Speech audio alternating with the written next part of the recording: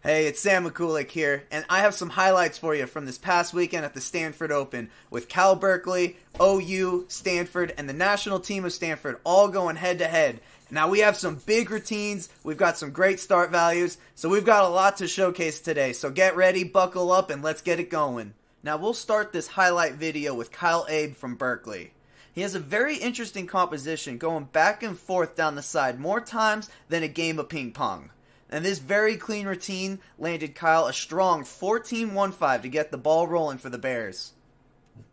OU's last event was Pommel Horse, and Zach Nunez clutched this routine to keep the pressure on the other teams as well as hype up his teammates with a 9-0 execution to net him a 14-1. The Pommel Horse MVP of the night goes to Coy Young, who must have just finished an episode of Chopped because he sliced and diced his way to a 14-9-5, which was 8.5 tenths higher than the second place finisher.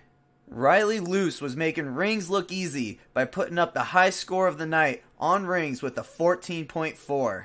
Now, if Jesus could defy gravity, he'd look like Riley Luce right now. This man is really putting in the upgrades now that they've upgraded the invert, and it's awesome to see him pushing the envelope of difficulty. Thomas Lee also showcased a strong rings routine, most notably capped with a dismount you don't see very often in the NCAA.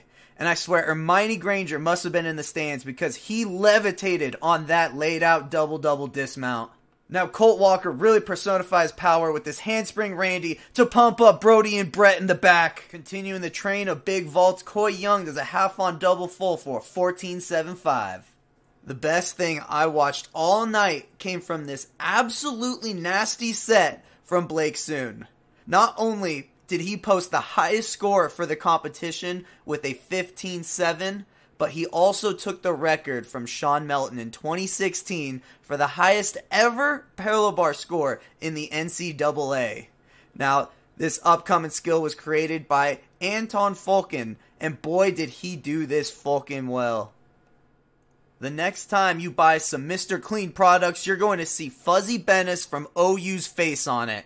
Only 5.5 tenths of deduction throughout the entire routine, netting him a 14.75 total score, edging out Blake Soon for the execution title on parallel bars.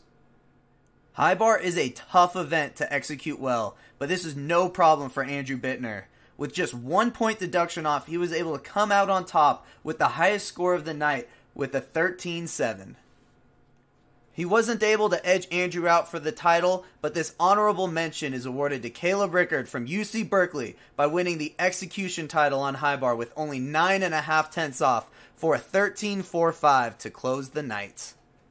Stanford rounded out the first place team spot with a 410.25, the highest in the NCAA so far, followed by Stanford's national team with a 407.8, edging out Oklahoma into the third place with a 405.45, leaving Cal Berkeley in the fourth place spot with a flat 393.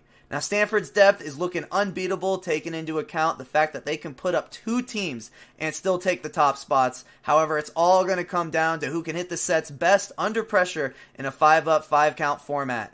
Thanks for listening in, and looking forward to see how all the teams progress over the next few months leading into the NCAA championship.